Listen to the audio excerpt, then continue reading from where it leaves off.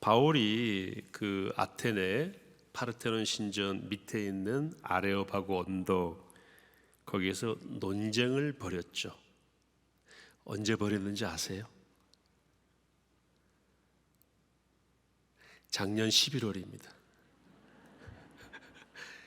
작년 11월 제가 그 설교를 했잖아요. 예. 그 다음 이제 장면이에요. 그 논쟁을 왜 벌였죠? 17장 1절에 보시면 바울이 격분했다고 나옵니다. 바울이 데살로니가를 지나서 베레아를 지나서 베레아에서 자기를 뒤따라오고 있는 이제 실라, 바울의 동역자였죠. 그 디모데를 기다리면서 며칠을 보내는 동안에 바울이 화가 난 거예요. 왜 화가 났냐면 이 사람들이 우상을 섬기는데 도가 지나친 거예요. 그 헬라 그리스의 우상은 신들은 인격화되어 있어가지고요 사람의 모양으로 조각을 해놓습니다. 여러분 잘 아시는 바카스도 신이고 나이키도 신이에요. 바카스는 술의 신 주신이라고 그러죠. 나이키는 승리의 여신. 이런 식으로 이름을 다 붙여놓고 인격화시켜서 동상을 수도 없이 만들어 놓는데, 제가 작년 11월에 바울이 화냈을 때에 그때 바울이 한 말도 소개해 드렸습니다. 너희들은 도대체 신에게 이름을 쓰다 이름이 떨어져 가지고 to the unknown God, 그러니까 이름을 알 수 없는 신에게 그렇게 신의 이름을 붙이는 경우도 있으니 도대체 이게 말이 되느냐. 우리가 지금 여기 성함이 많이 있으시지만 같으신 성함 많죠. 명자 숫자만 해도 지금 많아요. 그런데 신은 똑같은 이름을 붙일 수 없으니까 이름을 달리 하다 안 되겠으니까 뭐라고 그랬어요?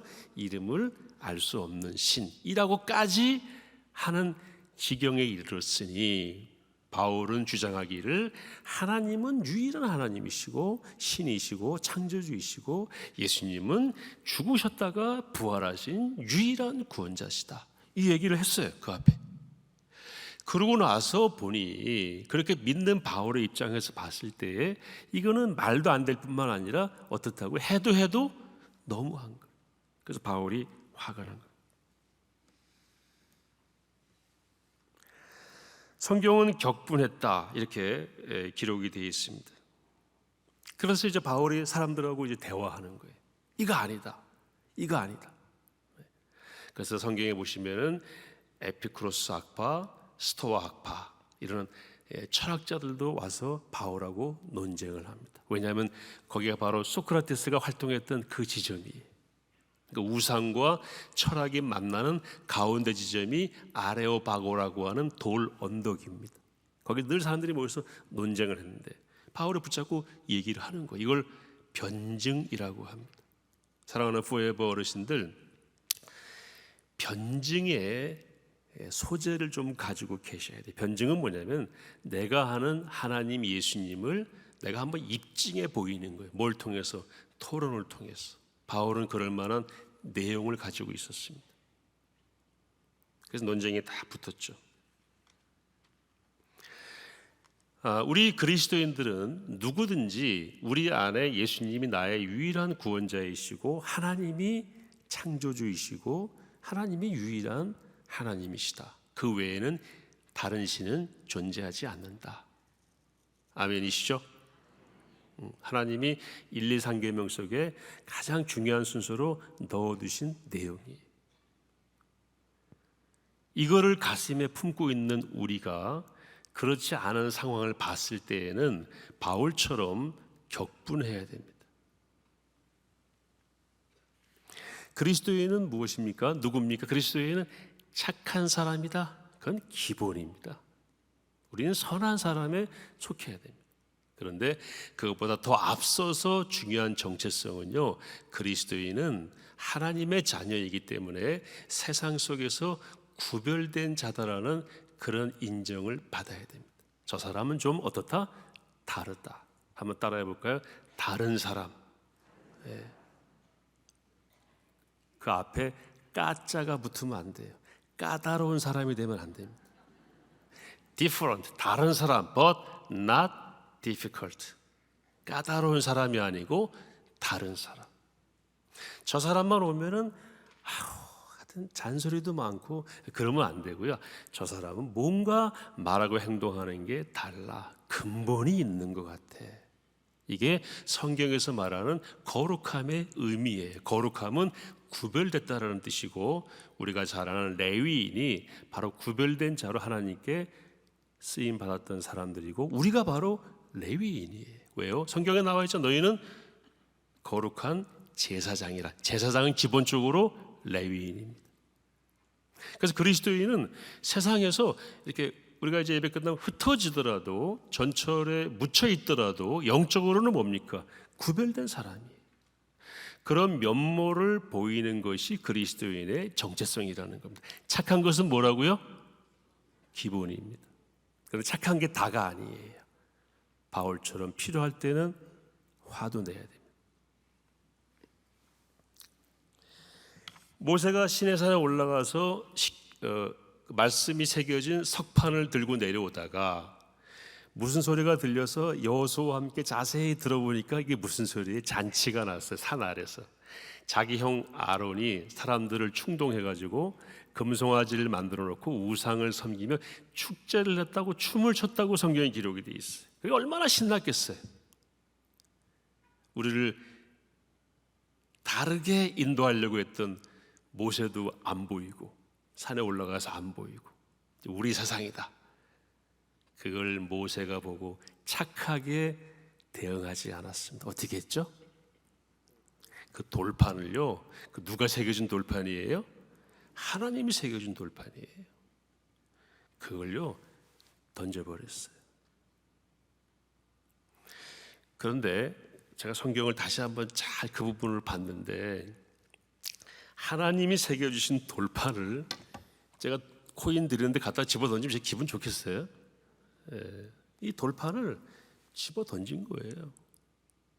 성경은 여기에 대해서 모세에게 전혀 책망하지 않습니다. 그리고 하나님이 거기에 더 얹혀서 레위인보로 그 춤추고 우상 섬겼던 사람들을 죽이라고 말합니다. 3,000명을 하나님이 죽이세요. 이런 것이 거룩한 분노입니다. 근데 여러분, 모세가 성경에 뭐라고 기록이 되어 있죠? 저 사람은 온유하기가 지면의 모든 사람보다 탁월했다고 되어 있죠.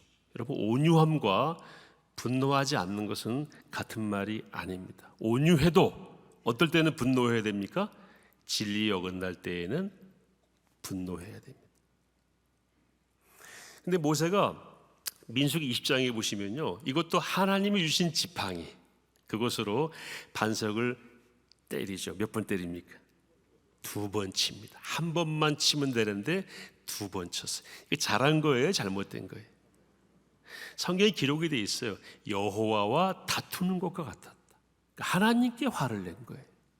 이건 하나님이 책망하십니다. 그래서 모세와 그 자리에서 셈을 요구한 모든 사람들은 가나안 땅에 못 들어간다라고 하나님이 딱 선언하십니다.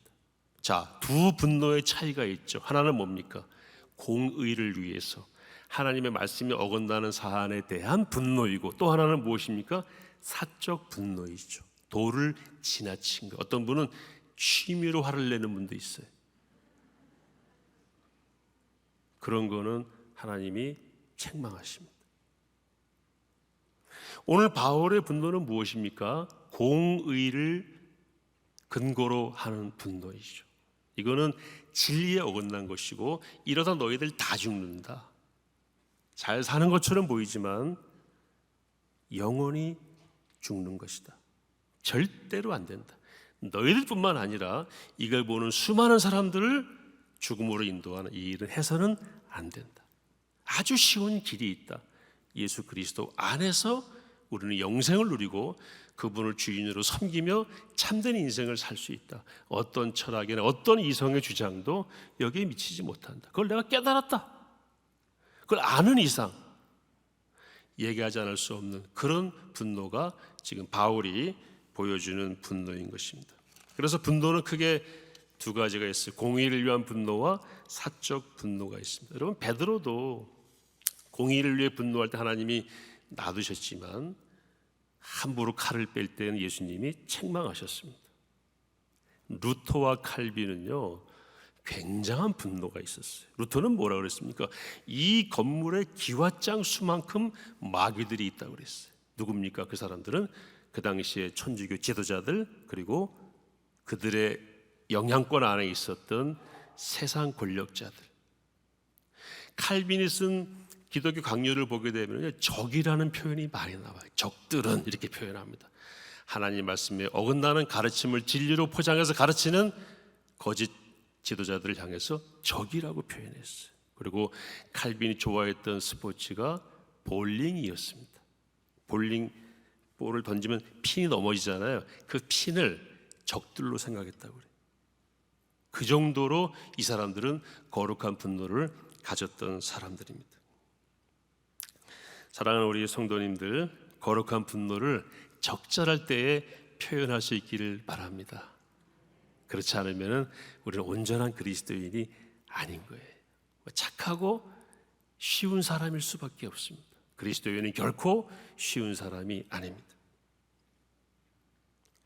제가 얼마 전에 식당을 갔는데 종업원이 되게 불친절하더라고요. 그 얼마나 불친절해, 객관적으로 말씀을 드리면 그 메뉴판을 저하고 대화하고 가면서 확 집어 던지더라고요. 그럼 불친절한 거 맞죠? 근데 그분 붙잡고 제가 얘기를 안 했어요. 왜냐하면 그거는 제 사적인 감정이니까 뭐 그 정도는 괜찮아. 그런데 하나님의 말씀이 어긋나고 진리에 어긋나는 일을 누가 하려고 할 때에는 훨씬 더 무거운 분노가 우리 안에 있어야 됩니다. 어제 뉴스에서 아마 보신 분들이 있을 거예요. 서울고등법원이 지방법원에서 내린 판결을 뒤집는 판결을 했습니다. 어떤 판결이냐면은 남성 동성 부부가 있는데요. 법적으로는 물론 부부가 아닙니다. 이들이 건강보험공단인가를 상대로 낸 소송이었어요. 부부는 부양자가 되잖아요. A라는 분이 직장을 다니면 A라는 분에 의해서 그 아내나 남편이 같은 보험 혜택을 받게 돼 있죠. 자기들은 부부니까 그런 혜택을 받게 해달라, 피부양자로 인정해 달라고 하는 소송에서 1심에서 그건 안 된다라고 패소했는데 2심 판사가 그걸 받아들인 거예요. 제가 내용을 쭉 보니까 사실혼 상태의 부부로는 인정이 안 되지만 그러나 피부양자로서는 보험 혜택을 받게 해줘야 된다. 사실 모순이죠. 여러분, 우리 보험이 어떻게 되어 있냐면요, 제가 보험금을 이제 건강보험금을 내잖아요. 뭐 10만 원 내잖아요. 내면은 제가 내는 보험으로 같은 혜택을 받는 사람이 뭡니까? 피부양자죠. 그렇죠? 그럼 제가 이제 이선범 목사님을 내가 가까우니까, 나랑 친하니까 내가 내는 보험으로 이 목사님도 받게 해주세요라고 하면 됩니까? 안 됩니까? 안 돼. 왜냐하면 관계가 없잖아요. 이 호족사에 관계가 있어야 돼요. 부부라든지 자녀라든지 또는 부모님이라든지 가족관계 증명서에 나와야 돼요. 근데 이 사람들 거기에 등재가 안 돼 있어요. 그리고 판사가 그렇게 할 수 없다고 하면서도 보험 혜택은 주라는 거예요. 이런 걸 모순이라고 얘기합니다. 여러분, 화납니까? 안 납니까?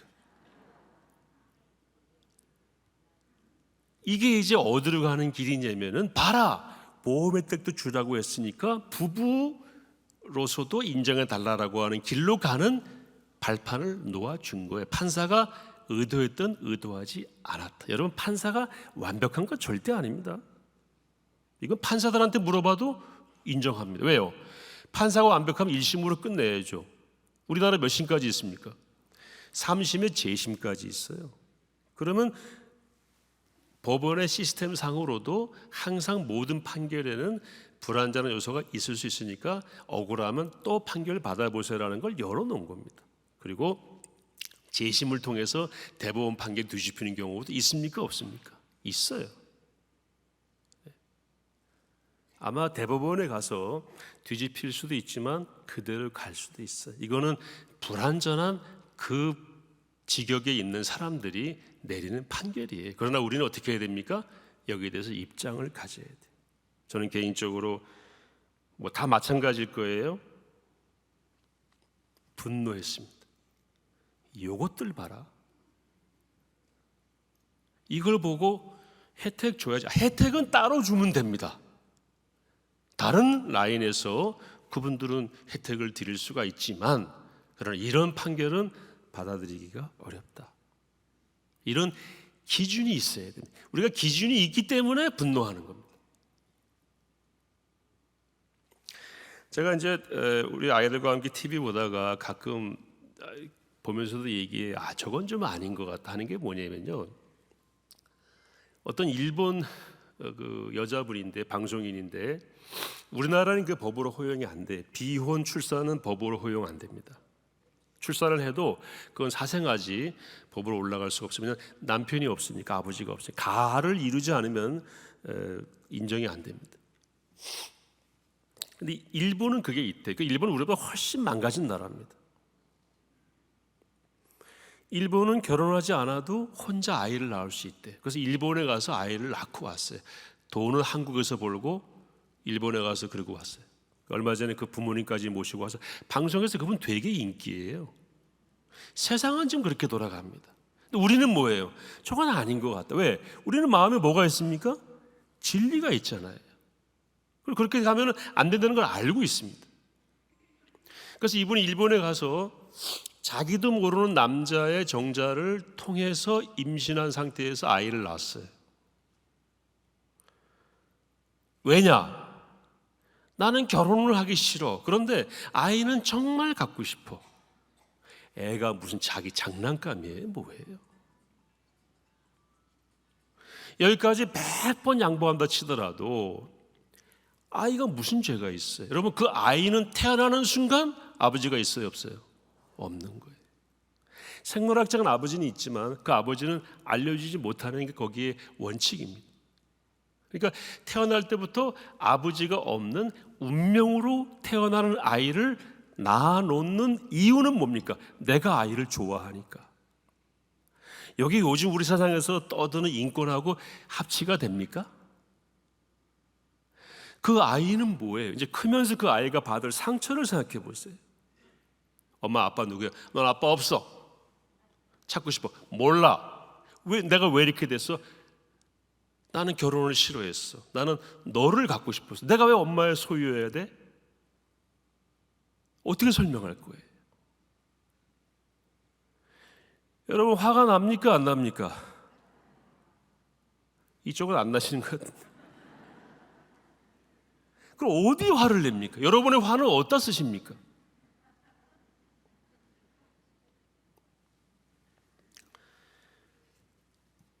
박수치고 돈 주고 세우고 계속 대중에게 노출을 시켜요.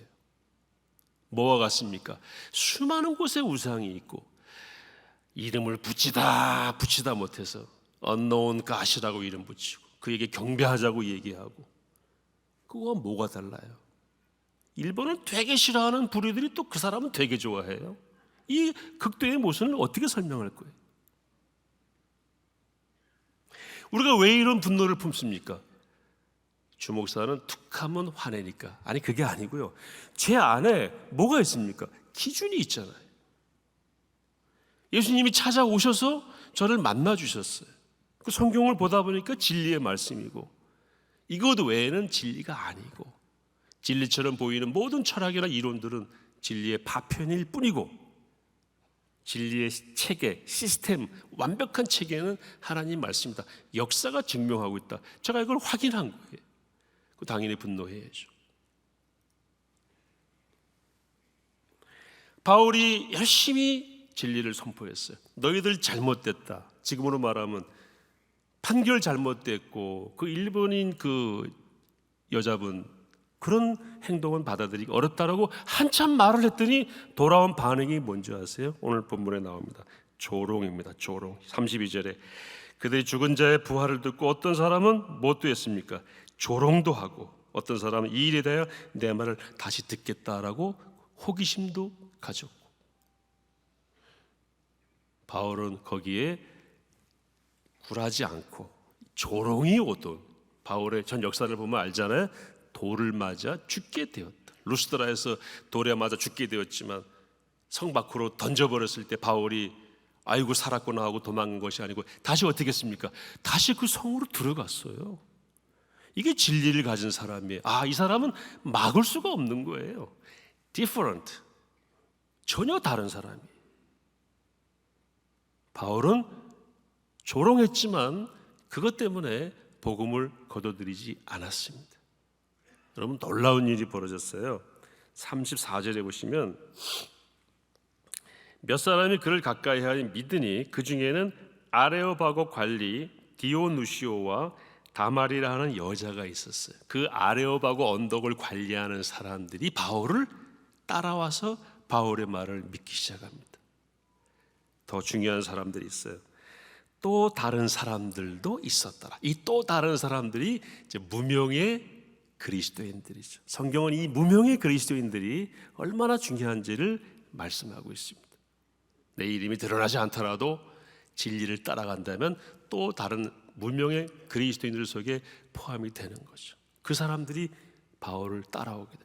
그래서 바울이 결국은 로마 제국 전체를 복음으로 정복하는 일에 토대를 놓게 된 것입니다.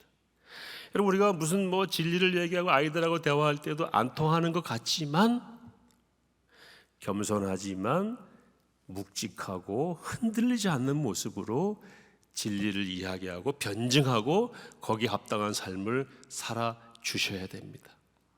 그러면 돌아오게 돼 있습니다. 여러분 그리스도인과 교회가 가끔 비판을 받을 때 그 이유를 잘 들어보세요. 성경의 진리를 지켰기 때문에 비판을 받는 경우는 사실 많지 않아요. 세상을 따라갔기 때문에 비판을 받는 겁니다. 작년 11월에 바울이 논쟁한 걸 들어보면은 아덴 사람들은 어떤 사람들이었어요? 새 것이 아니면 들여다보지 않는 사람들이었어요. 늘 새 것. 여러분 새 것은 곧 뭐가 됩니까? 옛 것이 됩니다. 진리는 옛 것도 없고 새 것도 없고 항상 그대로인 것이 진리예요. 새 것 잡았지만 지나갑니다. 다 지내보려고 나니까 다 낡은 것이 돼버리는데 저 사람이 내가 조롱했던 그 말은 계속 효과가 있네, 유용하네, 맞네.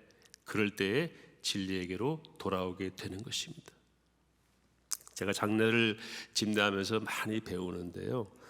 그때 그 어르신들의 삶을 우리 자녀들이 이렇게 기리면서 대화하는 걸 보면은 그 부모님이 자기가 이해할 수 없었던 어떤 모습으로 살아오셨는데 지금 보니까 그게 옳았다더라 하는 그 묵직한 경험이에요. 그 교훈이에요. 그래서 우리가 바뀌었다 이런 얘기를 하는 겁니다. 여러분 그런 삶을 살게 되시기를 축복합니다. 사람은요 여러 가지 알 수 있는 방법이 있는데 어떤 일에 분노하는가라는 거 보면 알 수 있습니다.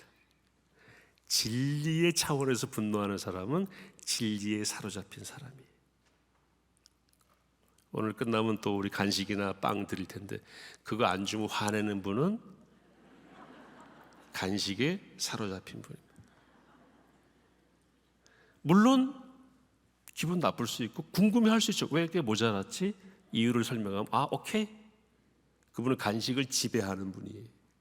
음식을 지배하는 분이에요. 도저히 받아들일 수 없으니까 갖다 놓으라고 하면은 그거 드려서 그분이 화가 풀리면 그분은 간식으로 움직일 수 있는 분이에요. 이걸 아이들이 보고 자랍니다. 우리 할아버지는 다른 건 다 넘어가는데 교회에 빠지거나 예배를 등한히 하는 거는 안 넘어가셨어. 그때는 이해가 안 됐지만 시간이 지난 다음에 밸류 시스템이라고 하지, 가치관, 무엇이 가치가 있고 무엇이 가치가 없는가의 순서를 따질 때 은연중에 머릿속에 들어가게 되어 있습니다. 그래서 그걸 또 자기 아이들에게 가르치게 되어 있어요. 자기가 부족하면 할아버지는 말이야 이렇게 하셨어라고 가르칠 수가 있는, 이게 우리의 사명입니다. 분노가 필요할 때 분노를 할 줄 아는, 그러나 우리를 화나게 하는 이해관계에 얽힌 것들에 대해서는 관용하고 넘어갈 줄 아는, 진리에 사로잡힌 그런 우리 포에버 어르신들 다 되실 수 있기를 간절히 소원합니다.